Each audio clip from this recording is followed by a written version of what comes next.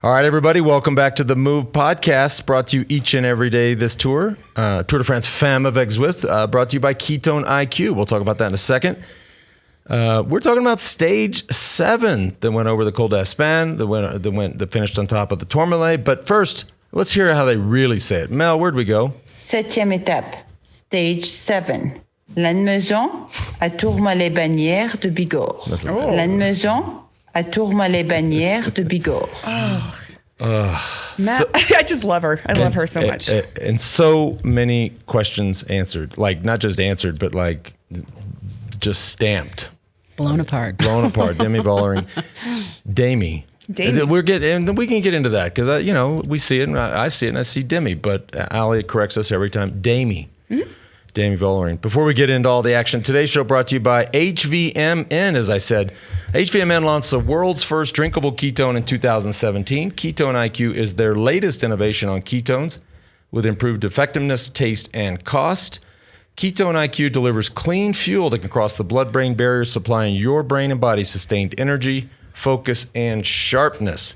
Also, Ketone IQ is now available at all Sprouts throughout the United States.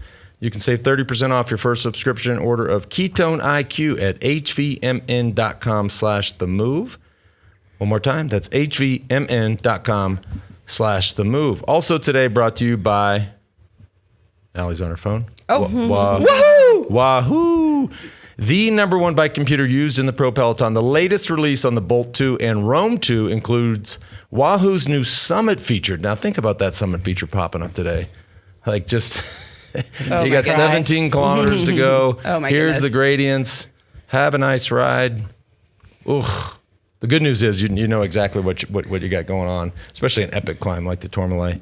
But I went for a little ride yesterday, and I had the notifications on, and I started heading up Independence Pass yesterday a bit to meet a girlfriend of mine, and beep, beep, climb. Right. I'm like, dismiss. It's a great feature, but man, sometimes you just don't want to know what's coming. Wahoo cycling products are trusted by the entire not the entire, but much of the Pro Peloton. We do see their Element Bolt GPS bike computer on the handlebars of more teams than any other brand.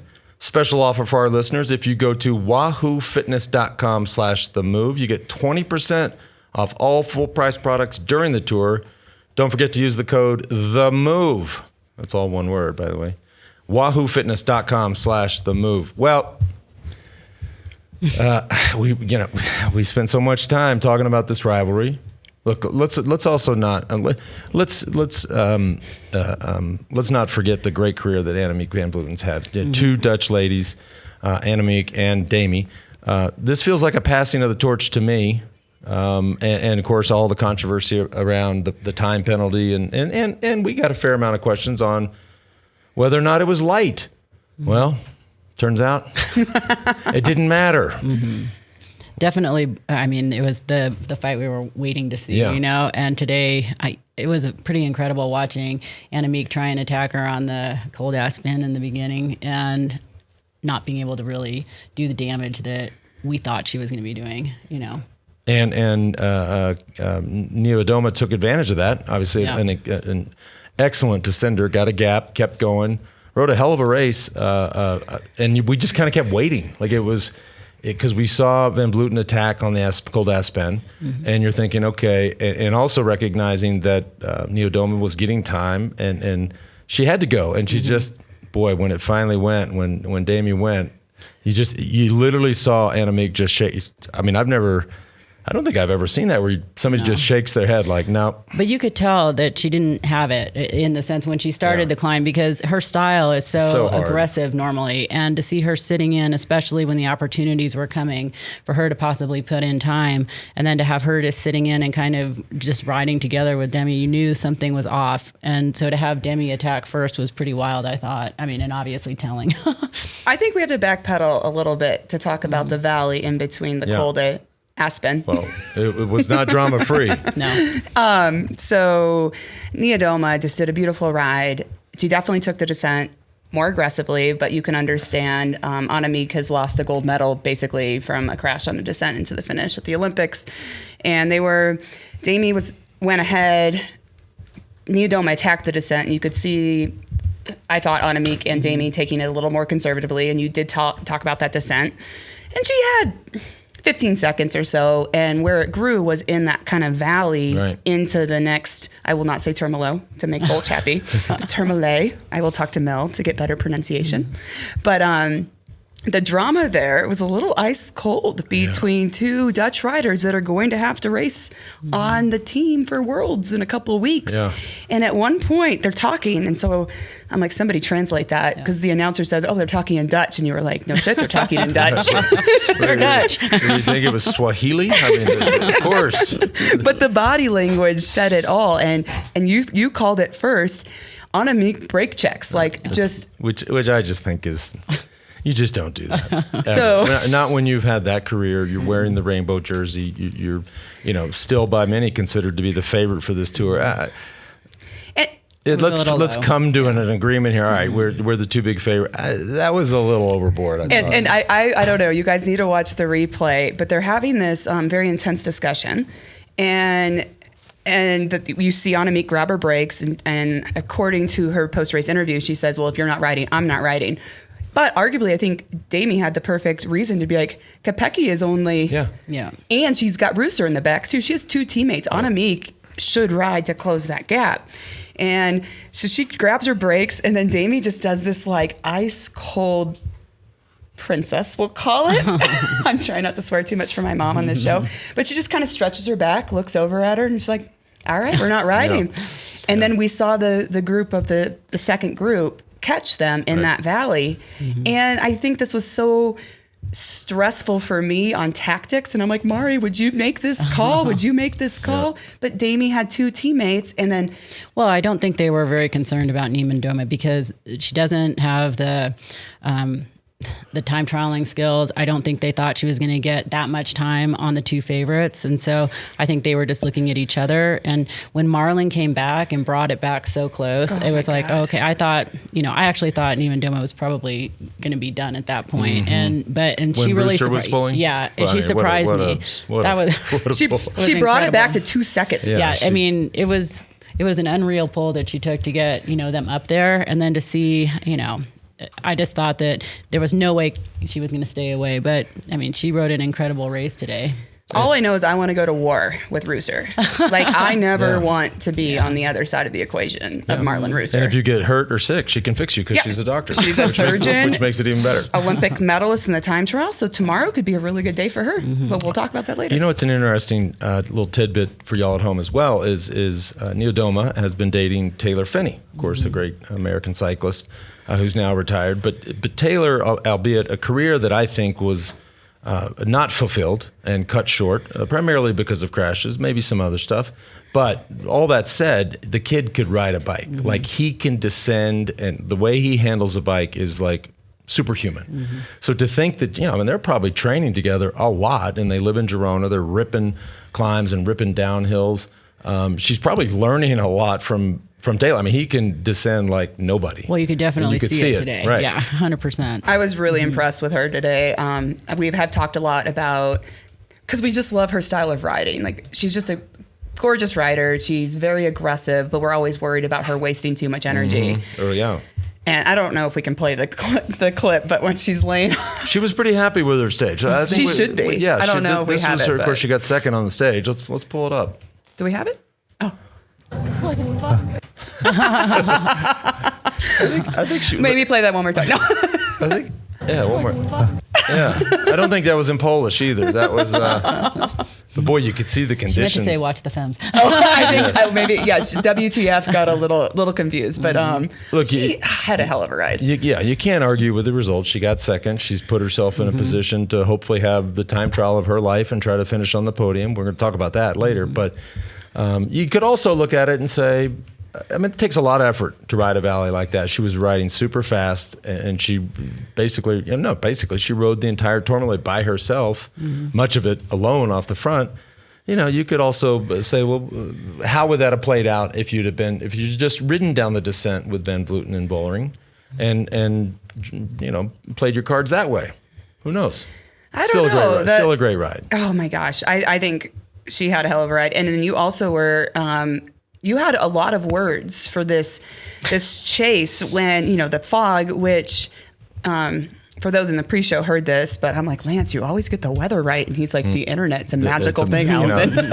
I tell you what, you open this, I just started getting into this technology stuff. And they have these things also, well, they have computers, of course, but they have browsers. A lot of people make them. And you can like type in stuff that you're just curious about. Like, what's the circumference of the planet Earth? Boom, they'll tell you. Like I typed in Tourmalet weather yesterday, and it wasn't wrong. I mean, it was that. But and as we were watching, it was way worse than I expected. Right, it was calling for cool temps, storms, rain. But as we were watching, I said, "This is biblical. Like this is apocalyptic. Like you couldn't literally you couldn't see 100 meters in front of them, which helped. You have to imagine helped Demi Vollering, because normally on these climbs you can see your competitors for a minute, right? Yeah. Especially a climb that doesn't have switchbacks, you can see them up there. No, not today. I mean, this storm. They were each on their own. Yeah, I mean, you're just riding through the fog. It was, visually, it was sick to watch. The weather, though, you were right on the weather. So thank you, Google. I know. I get it wrong all the time. I'll tell you what. I don't. When have I been wrong? This year's edition of the Tour de France Femmes. You've done a pretty good job. Yeah, we'll give you. And a lot of the stuff I didn't even have to rely on the computer or the browser or the search. I knew it. Well, the good thing, there's only 3 of us at this table, so we're all on the podium. Yeah. We're into podium finishes over here. That is nice. But I think we were all right, because reading some of the comments, which I know you tell me not to, but to be called, yesterday we all called Demi for the win. Right. And the comments are like, wow, I didn't know I was, it's just the Demi fangirl club. I think we were right. Well, that's just a question. Right? That's not we're not picking favorites. You're picking a favorite, for the stage win. But look, she rode a great race, and I do like I recall what I said yesterday, and I'll go back to that. I think she and the whole team. We haven't even talked about Lotte Kopecky yet. They rode mad, and I talked about it yesterday too. Like it'd be fun to be a fly on a wall at these dinner tables. Like Mrs. Momentum is sitting at a dinner table tonight, and this race isn't over for Lotte Kopecky when it comes to the time trial and potentially finishing on the podium. Nobody would have guessed that. No. No. She was. She rode out of her. Yeah. And you know what she did? I was watching her today, and I said it to y'all. I said, we can look at how dominant she is physically, and she's fast, and she's. That stage she went away early on and won by close to a minute. That's just such a dominant performance. Definitely see you in a douche's component. Yeah. But what she is, I think, more than anything, is she's just smart. Like the way she rode the Col d'Espagne, she knew, she's like, look, I'm going to just do everything I can to stay as close as I can, not ever touch the wind, sit on the wheels, monitor my efforts, and try and come back. And she did. Like you can see, like a typical Belgian. Like Belgians really know. I've learned this over the years. They just know how to race their bikes. And they know how to bluff too. Like she was so coy. And you see it in every stage that she does. It's like, it doesn't matter what the finish is. She knows when that moment is and where she needs to be. And it's so fun to watch. And today, the way she did it was just amazing. Unbelievable. Yeah. So Lance has been very nervous. I've had this on the table because I've knocked it off the table. So he usually keeps it. But boomstick. Turn it around the other way so people can read it. Even better.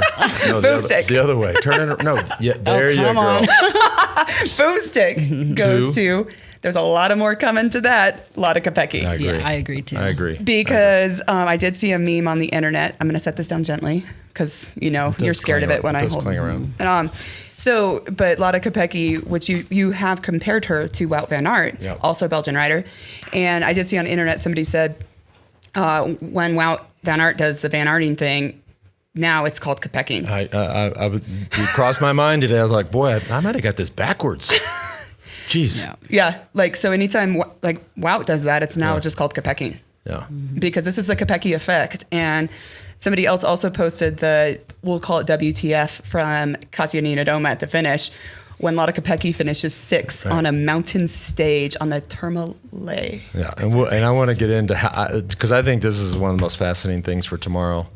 In terms of the fight for 100%. second and the fight for a third, which is these are really, really big deals when it comes to a stage race. But before we do, let me just jump in right quick. Today's show also brought to you by AG1. We talk about it every day. Why do we talk about it every day? Because every day our day starts with it. It's real simple.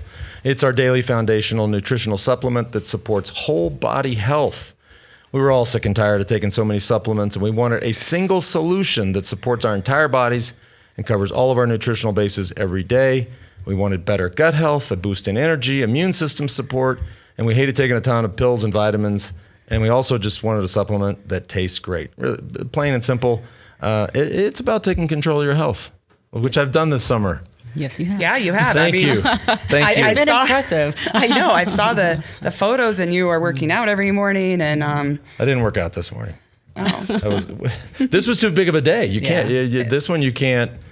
You can't you have to be focused watching this stuff. By the way, taking control of your health, all for less than $3 a day. If a comprehensive solution is what you need from your supplement routine, then try AG1 and get a free 1-year supply of vitamin D and 10 free AG1 travel packs. Head on over to drinkag1.com/themove. One more time, drinkag1.com/themove. One other, just to go back to Lotte Kopecky and Demi Vollering, and you showed it to us. I don't know where you found it on one of the newfangled things you look for on to find these things. But Demi cheering for Lotte Kopecky on the final climb. That was because these radios, and for those who you see the riders talking under their radios. Just another fun factoid. They'll go. Of course, it does depend on the terrain, depends on the weather. But you can talk to a teammate that's a kilometer 2-ish behind. So she was on her radio actually cheering her on after she had finished, which is just amazing. It might be my first tears. Yeah. Sorry, I haven't cried yet this year, but her just like, fight, Lotte, fight. You got this. And the first person when Lotte crosses the line is Demi giving her a big hug, and they're both crying. And it was just really beautiful to see that camaraderie. And we thought there might have been a little drama when, Strade Bianchi and that, and we've shown that they are willing to just die for each other. And tomorrow she says that it's a good stage for possibly Rooster to win the time trial, which that would be Wouldn't another. that be amazing? Oh my goodness! I told you they have a person to win every stage, and we're getting close, and we've missed that judgment a bit. Another interesting thought on Demi, which we have seen that she's not. What you talked about in the preview show, she's stronger, much more confident, and talking about the different approaches. And that's why I was on my phone earlier in the show. I apologize, but I meant to send it to Colton, but. So she was doing all this altitude. You don't have to apologize. If you're getting scoops. But she was doing all these scoops. We need scoops. All these altitude training in Andorra and in the Alps. And so you have Annemiek racing the Giro and winning and getting over 100 career professional wins, which we will celebrate. And she deserves a boomstick too for just an incredible career as a world champion. Huge threat tomorrow in the time trial as well. And Annemiek is winning the Giro Dawn. And Demi is like camping with her fiance Jan and hanging out with her dogs in the backpack, but doing this altitude training and all of this. So it's cute though, because it looked like they were having a lot of fun preparing. And similar to how Kasia prepared with Taylor too, like they have the little handlebar, those little hipster handlebar or bag things on. They got their snacks and are just doing like high altitude training, but it's pretty cute. But I found something interesting. In her post-race interview, the guy's like, what are you going to do tomorrow in the time trial? Which is a silly question because she's like, well, I go full gas, obviously. Yeah. Like you're in yellow. You have to. I mean, what are my other options? The option is full gas. But she said, I think it'll be interesting from a training perspective to see what this big effort does for me today, how I can perform tomorrow, to see what more limits I can push. And my guess is pretty went. Kill it again. But I was like, wow, like we know Demi, and if you guys haven't listened, scroll back to the move where we have Demi on the show after she became the queen of Ardennes, winning all of them, including Strade Bianchi, but also Flesh, Liège, Amstel. So if you haven't listened to that interview with her, we are a fan of her because she came on our show, and I'm pretty sure we'll get her back on after this win. But for somebody to just do this huge performance up this mountain to then be like, what are you gonna do in the time trial? She's like, I'm just curious, like how far I can push my body. So this woman, she didn't start racing World Tour until 2019. She comes from like a florist background. This is like the cutest interview. So you guys have to listen to it previously on our show. But for her to be excited for her win, excited for her teammates to possibly win tomorrow, cheering her teammates on the radio as they're finishing, and then also just going, I'm interested to see how fast I can go tomorrow from a physiological standpoint. Yeah. And then she did have one call to action to the Tour de France Femmes avec Zwift. Okay. Because they were like, oh, your teammates work so hard for you. Like, you should, Marlon and Kopecky. And she's like, not just them. Like, my whole team set me up and they believe in me. And this is why I'm so strong. And she did get a little hate on the socials yesterday, but people like to do that, as we know. But so she said, but I don't mind doing the time trial. She's excited to do the time trial tomorrow, but she said, wouldn't it be great if we also could do a Champs-Élysées style finish where I can celebrate with my team that has believed in me and put up so much work into this victory, ideally, and unless something horrific goes wrong tomorrow. And I thought that was interesting because the interviewer was done. And she was like, wait, give me give me the mic. Please back. I want to celebrate with my team. And she kind of wants that parade lap, which I know you've done it. I don't really like the Champs-Élysées parade, but I get it. It kind of leaves some excitement to the finish of this race, though, to have a time trial at the end. I mean, I know there are only a certain number of people who are actually racing for the GC, and maybe a couple like Marlon who are time trialists who want to try and get a good result. But I think it makes it, kind of a different thing going into this last stage because it's coming down to, second and third are being decided by, Kopecky could be up there on the podium, which is not something we would have ever predicted in the beginning of this race, that she would be vying for the podium at the end of after Tourmalet. If not higher. She could be. Just to give you the number, Demi's obviously leading. Niewiadoma, minute 50 down. This starts to get close. Van Vleuten, 2:28. Yeah. Kopecky 2:35. Kopecky. Passo 2:39. Like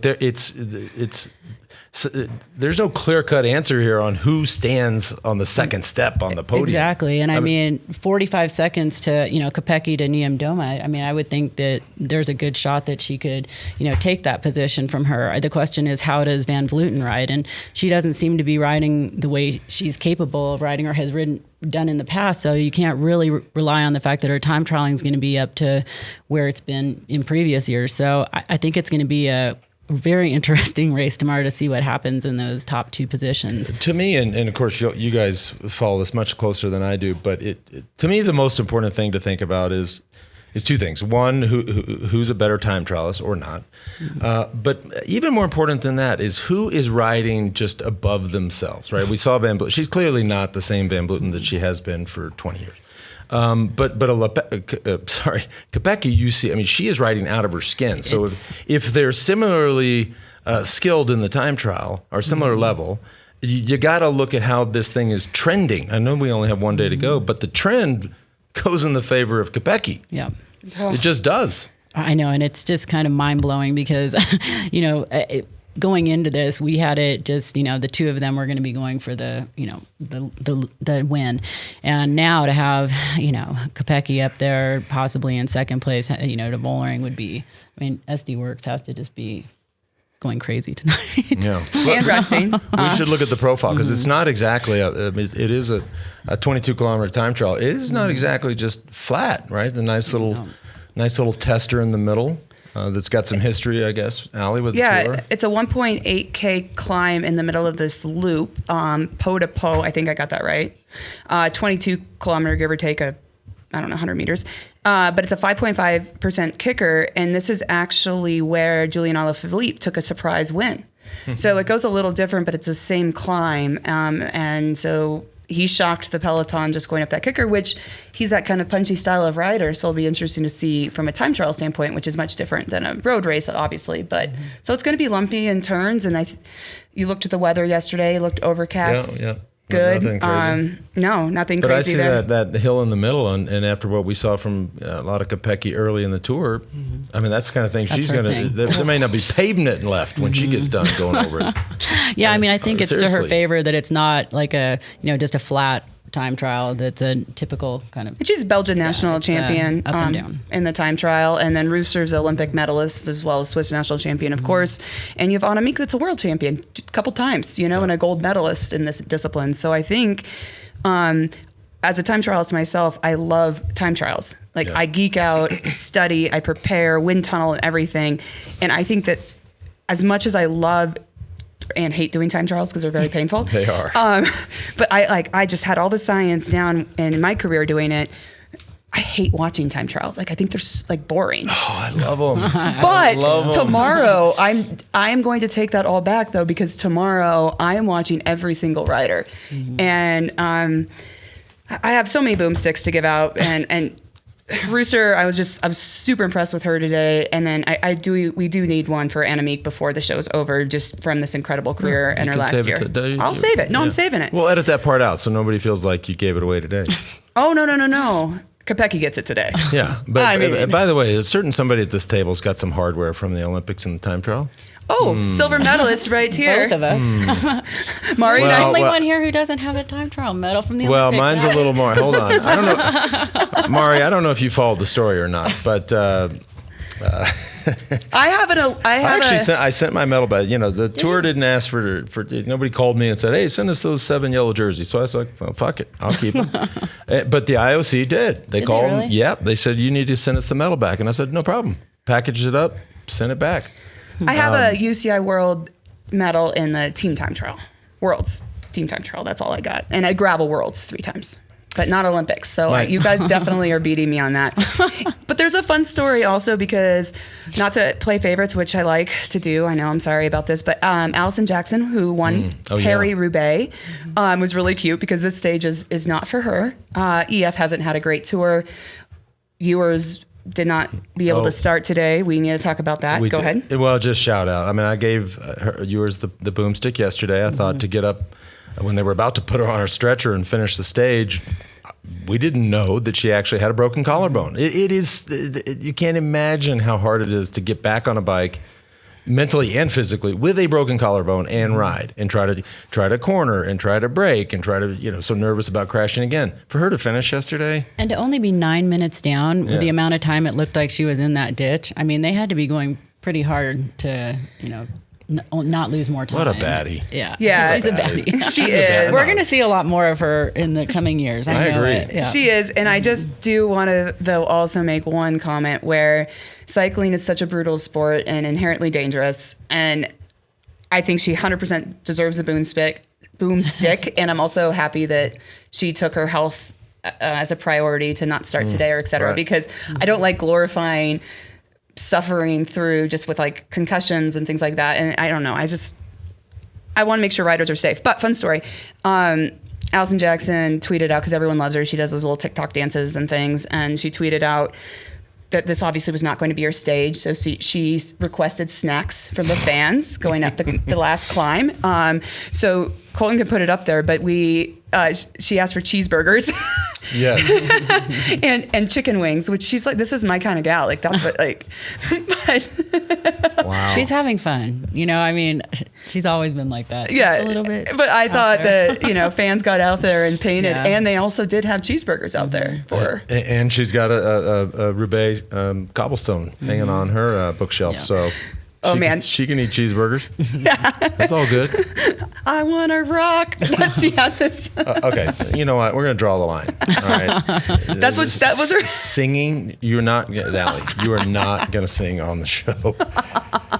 We got some questions, some comments and questions. And these are good ones today. This one is from Louis Landa. Not related to the male cyclist, I'm assuming. But anyways, this question is for Mari and Allie. As a female cyclist, what does it mean for you all to have such a monumental stage like this in the women's tour? As for me, and of course they showed the start, they showed the entire race, start to finish. As for Louis, she says, as for me, I was a little teary-eyed at the start.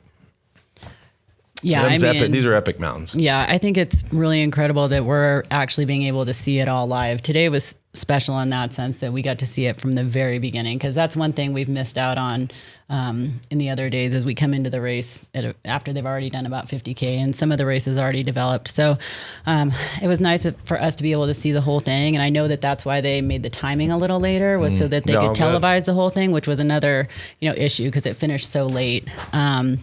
But yeah, it's really special to get to see the women racing and given the same kind of attention that the men are on these big stages. By the way, a couple hours earlier on the Tourmalet, beautiful and sunny, crystal clear. 3 hours later, couldn't see in front of you. You held your hand out, and you're like, well, I think it's out there. Yeah. You couldn't see anything.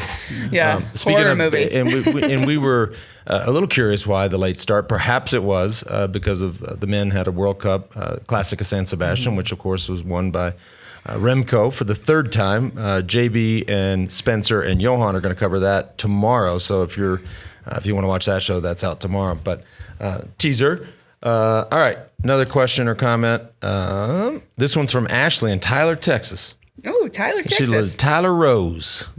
She says, I love the dynamic between George and Lance, but ladies, y'all are my favorite. I'm an amateur cyclist with a twisted love for time trials. Ooh, she and I are going to get along. How prophetic. I love how you all highlight not only how badass these women are on the bike, but also their accomplishments off the bike. I've worked in medicine nearly 20 years, and the balance of it all is not always easy. I have a great respect for how these women balance life and just love everything about the Tour de France Femmes avec Zwift. On to my question. Why are the fines in Swiss francs versus euros?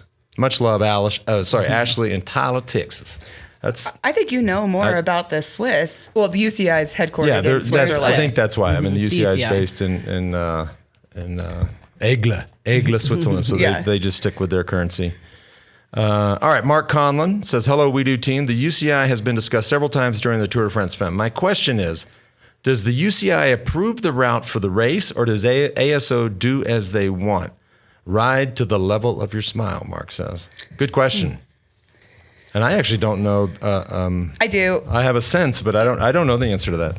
Yeah, so, I mean, ultimately, you have a race operator like the ASO. We have medalists in the U.S. as well as ASO has had Amgen Tour California. So I worked with the Amgen Tour California, Tour Colorado Pro Challenge quite closely. So the race owners make the race, which you have consulting firms and people helping you out, local organizations. We call them LACs because you have your local organizing committee. Yes, there we go. Organizing committees that are, because these towns that are hosting the race are paying in because it's for tourism, visibility, et cetera. And so you create the routes and it gets approved by the owner, which would in this case would be the ASO, and then you do need to clear it with the national or international governing body. And I think it's mainly things like distance and those kinds of things that they're controlling more. Yeah, you look at distance, safety, road closures to make sure it can be a viable, safe, effective race that doesn't break any of their existing rules. And so it takes a whole team to put on a race, and that's why we always have these discussions on how do you make cycling, which I know is a sore point for you, because also in me, because I use how do you make this sport, when you talk about. Do you do trade teams and I don't know, a different model where the team owners can make more money or the riders can make more money. So, but it happens because you have these organizing committees that will propose a route, but then that has to get approved by the race owner, and then that has to get approved by the either national governing body or international governing body. And notice one body that was not present at that table: the athletes. Right, the riders union, a riders representative. So many times, maybe it happens less, but in my day, you would have these riders. They'd get to a circuit, or they'd get. We're not racing. This is dangerous. Well, because they didn't have a seat at the table, and I'm always like, guys, don't show up on race day and say, "Fuck it, we're not racing." What you ought to be doing is sitting there in December and January, going, "Hey, we're going to pull up a seat to the table." And great, if it's the promoter and it's the governing body and it's whoever else, we're going to pull up a seat too, right? That's the time to do it. But still to this day, not sitting at that table. I mean, athlete representatives, I think it is a good point. I hadn't thought of that before, as far as it deals with race courses, but they do have, athlete committees and stuff like that, even within the national governing bodies and for the UCI. And I would think that at such a high level race, maybe there's a certain level where you start bringing in athlete advisors would be, something good for them to consider. And by the way, not just the route. I mean, the transfers. Yeah. I mean, if we've all been there, right? If anything will really stress you out or bum you out, more than anything, more than a dangerous finish, it's a long transfer. Long transfer at night. How about another long transfer next morning? That's the kind of stuff where you're like, wait a minute, who planned this? Can we not have some input? Somebody who wasn't having to do it. Yeah, right. All right, last one. This is a good one. Hi, team of the Move. Your good morning is our good evening here in the Netherlands. Hey, good day for you guys. Great time for listening while walking the Dalmatians. Maybe he's a fireman. By the way, this is from Casper in the Netherlands. Following your discussion a few days ago on differences in women's and men's gear, technical gear, 2 related questions. In the men's race, there's a lot of talk about watts per kilo, especially in the mountain stages. Any data available comparing top female and male riders in terms of watts per kilo? And then I have a PS after we answer that one.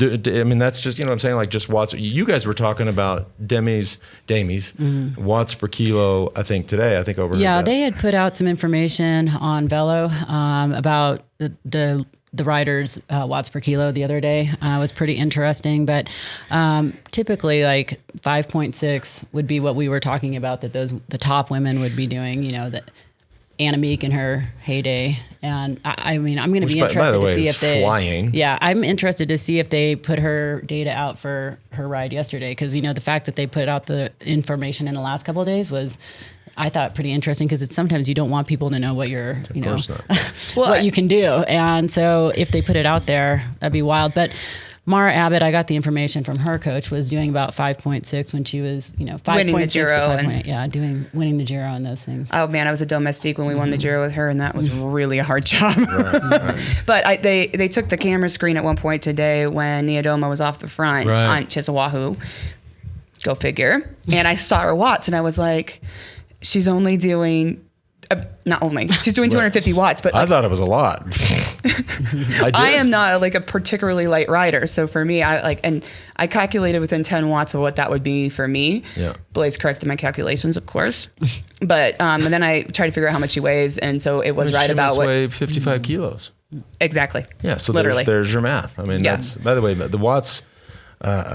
Watts are one thing. Watts and weight are two. That's the magic, right? Where those two come together. But it was kind of cool that they put the screen on her computer, and so that's why then I was figuring out how much we weighed, which she weighed, which we had a good idea of, and then Mari got right into those texts to figure out what Mara Abbott, which I think is one of the best climbers we've ever had. Yeah. So I think we're about spot on what those riders were doing. We're close, 5.6 to the people who are the best. And Casper has a PS. Of course, this is talking about. Lotte Kopecky. Lance mentioned Kopecky being such an amazing all-arounder. It is even more amazing that after this year's tour, she'll go to Glasgow for the World Championships, which are August 3rd to 13th. She will participate. Check this out. Yeah, hoy. She will participate on the track in the elimination race, the points race, and the Omnium, as well as the elite women's road race. I mean, they didn't put her in the time trial? According to Casper, no, but... she's the national champion. I'm curious, but maybe that's too much. Again, I don't know. Allie, all I can do is barely read, but we'll see. Yeah, I mean... Well, I'm going to check Casper's stats. I mean, after tomorrow, Casper, Allie has questions about while you're walking the Dalmatians, probably currently, she just has questions about that. So hit her up. 4 world championship races, though, in such a short period of time. I mean, she's probably just targeting the ones that she thinks she's going to win or has a very good shot at winning. So, I mean... She's like the Michael Phelps of cycling. Yeah. Look at the difference in those events. Right? The elimination race, points race, Omnium, and road race. That's Phelps-esque. Yeah. I've never seen you be so impressed with a rider this morning. No, I'm serious. You were like, no, Al, she's not just smart. Like, she's smart. No, she's strong. She's smart. She races so smart. Look, I mean, That's why she got the boomstick. When she won on the first day, you saw her once, and that was when she went, and like she knew, like she was waiting and said, "Okay, now I'm going to go and I'm going to stay gone." And that's a smart bike racer. And then to clarify on the watts per kilo, though, Mari and I were also talking about that. That's much different because that's a very short, explosive effort. We're talking 5.6 watts for how long is the Tourmalet? Like, I mean, it's like a 20-minute kind of thing. Yeah, kind of. It's a longer climb, but she's doing that kind of MVDP blast, which I'm sure the watts per kilo go way up for a 5-minute effort to get up and over that. Yeah. But for her to be, doing this race, which is so different than what she's going to be doing at Worlds, is, watching Worlds is going to be really fun to see what she can do. it's just, like the whole, a lot of the people who are trying to prepare for Worlds either didn't show up or dropped out today. I mean, the whole Italian national team was not in the race today. Don't go to the bottom of today's results if you're an Italian fan. Or just if you're interested, I mean, you're seeing who's, focusing on what's coming next and decided they weren't going to do anything today or tomorrow. So. Yeah, so we did the two, most notable. Balsamo didn't even start. Fatigue just in preparing for Worlds. Lamborghini, Elisa Longo Borghini did not start due to a skin infection. And then we saw most of the Italian national team just hit the bottom of the Tourmalet, and I had. Shoot! I did it again. Oh my God. Tourmalet. Just don't sing. You can call the Tourmalet whatever you want. Just do not sing. I'm sorry, but and she just. I mean, I wanted to be her too because she get the bottom just crusts up. She pulls out her earpiece, just gets off her bike and hops in the car. And then she gets the stick figure. And then the icon that y'all didn't catch it. They had this little icon popped up on the TV screen of this stick figure standing next to a bike, and I was like, cool. That's how they tell us they have abandoned. Mm-hmm. That might be your icon tomorrow if you ride with Mari. Oh God. No, I don't think so. Mari better eat her Wheaties. I know. Thanks, Allie. One more day for y'all's questions and comments. Send them over to the move@wedo.team, and we got and time trials can be kind of boring sometimes, but this one, I tell you, this race for second and this race for the podium is everything. It's going to be super exciting. So tune into that, and we'll see y'all tomorrow. Bye.